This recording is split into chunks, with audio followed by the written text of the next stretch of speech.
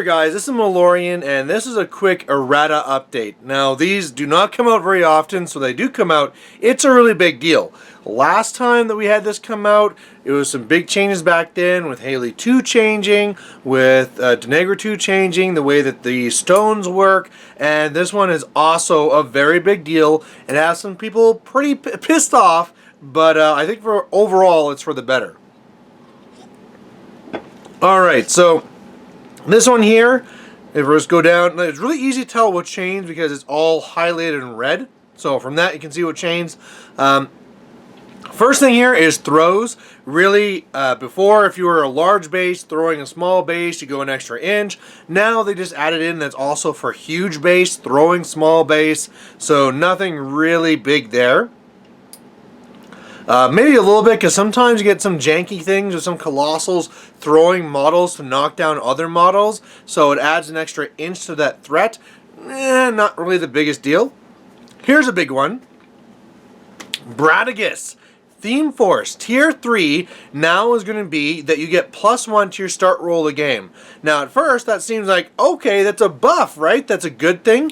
But what's that replacing is the whole idea where your shifting stones or your sentry stones will get 3 tokens on them. So the whole idea where they can be up there making this cloud wall over and over and over again, that's not the case anymore, right? You could take sentry stones and they could go up and they could go and make a cloud wall, but that's it. It would take a little while to build that up again. So taking away that cloud wall from Bradigus is massive. All of a sudden you can start shooting things. Sure, they have shield guards all over, but at least you can start getting some damage out, and you can actually start making some charges. It's a really big change. I still feel that Bradigus is very powerful and has a lot of game, but this change means that you can actually do something against it. So, yeah, it'll be really interesting. I'm sure you can still see Bradigus out there, but that whole cloud wall that shut down all the charges and the shooting, that's gone. So massive change there. Next one here, we'll be going to Calandra, and this is going to be changing her theme force as well.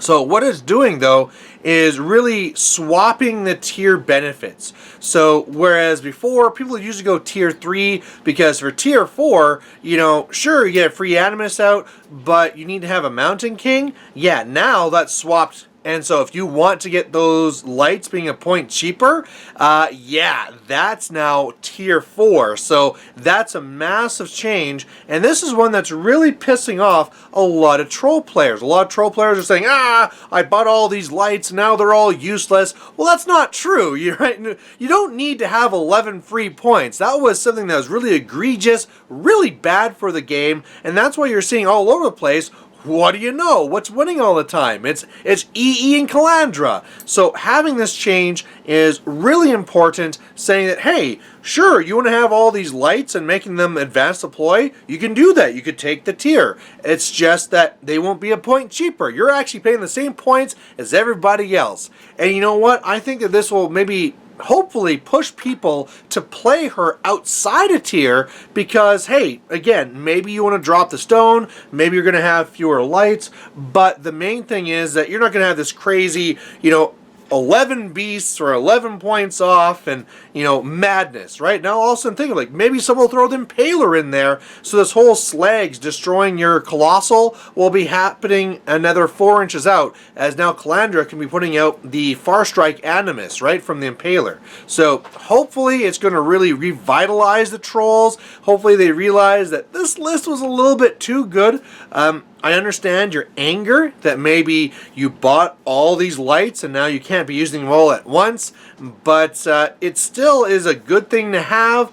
Calandra's list is still good. You're just not getting that massive, massive, massive benefit as you did before. And again, people are already starting to buy some extras anyway for the Masters and the, having her on the list there. We can swap things in and out. So if you were going into that investment where you're buying extra things for that, you're kind of really shooting yourself in the foot anyway, because eventually she was going to be off of ADR. So if you did that, then I can't really feel for you because you knew that was coming. For those of you who did buy all these lights, really think you're going to be using this list all the time, hey, you know, Force Legs can still be really good with Calandra. Having the other stuff in there, like some Pyres and some Lightning Trolls, still really good. You might not be now running everything, but it still is. Come on, guys. Even as Troll players, you have to admit this is for the betterment of the game. So we had that change there. Next, we have the Hand of Judgment being actually immune to fire. Makes sense. We had Metal War Bombardiers now have combined range attack. Sure, why not? This is one of these changes where it's like, okay, cool. Not really super needed, but kind of nice, right? A unit that you don't really see has a benefit, so why not? Another one here. Again, I don't understand why it's on here again. I think this just wasn't made black. It's talking about the Pistol Wraith and its chain attack doing stationary. That was last errata, so maybe I missed something. If I did, please write down there in the comments. The Dawnguard Desters getting quick work. So this one here, they just gain quick work. So, okay, sure. You know, they were kind of all right before. Now they got this extra bonus as well. Sure, okay. Next one going down here is, okay, there's a lot of these like this here where they're going to be talking about the power attack on a lot of these creatures, saying if you go and do a sweep with your Gargantuans, you can only do that if you have an arm, which for the most part makes sense, right? You need to have an arm over here, an arm over here in order to sweep in that arc. And so what this really affects is things like, say, like the Blightbringer, which doesn't really have that. It had kind of like a tail and a mouth and not really arms on either side. Again, you hardly ever see sweeps. This just kind of really went and gave more of a rule that probably should have been there anyway. So some people are being upset by this, but really it's not a big deal. You have here with Horlock where it's officially making it, so he's saying that he's a Trollkin, and that the Scroll Bearer is actually a pig and all that stuff. Nothing really major there. Again, hitting on all the other things like the Storm Raptors, all the other Gargantuans, talking about the sweep. We have here another interesting one where the Trollkin Rune Shaper Tremor attack. So now it's going to be an AoE 3 that's going to automatically hit. So if you're under this AoE, you get knocked down. But it's a star attack, so you can't do that when you charge. So it's kind of nice where it just happens. I go up, star attack, you're knocked down, but I can't charge in and do it. So that one's a little bit interesting. You know, I don't really felt that one was needed, but sure, why not? Now, here's another one that really has people pissed off, and that's the Trollkin Warders losing Weapon Master.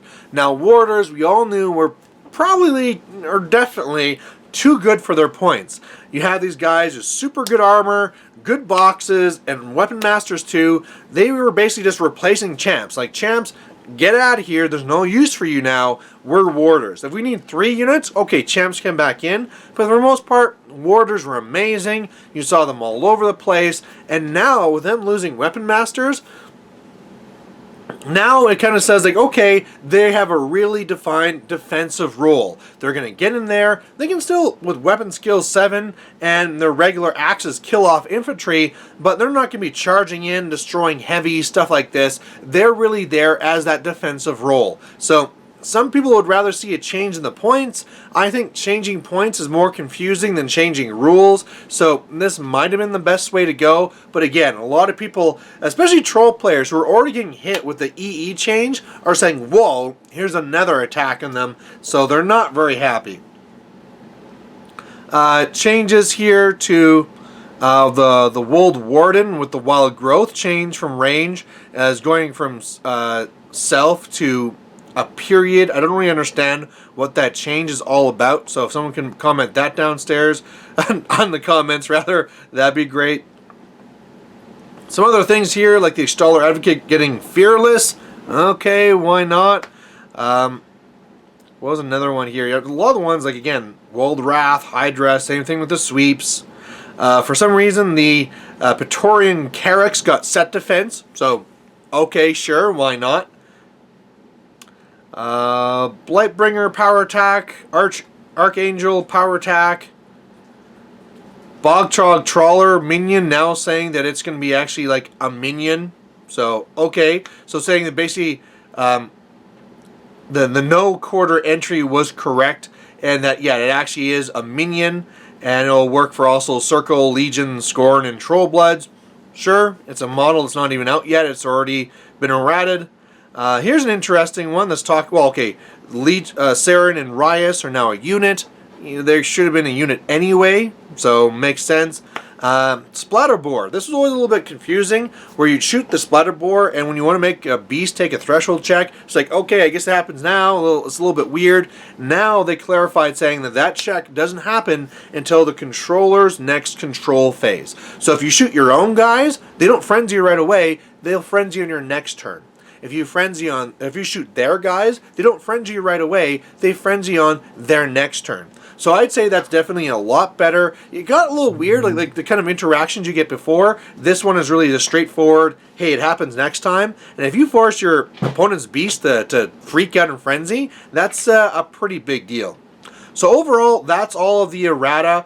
I'm trying to really quickly get this one out because a lot of people are freaking out. But again, guys, what was really affecting the meta, Bratagus and EE were really two massive lists. There's other things that I think should have been included here that weren't. Say, like Lilith 2 was being really big. I thought they might change that one up or something, but it wasn't. But either way, guys, if you're a troll player, I understand you're pissed. If you're a Brad player, you might be pissed. You might be more understanding. But either way, this is for the better of the game. So enjoy. So there you go, guys, and we'll catch you later.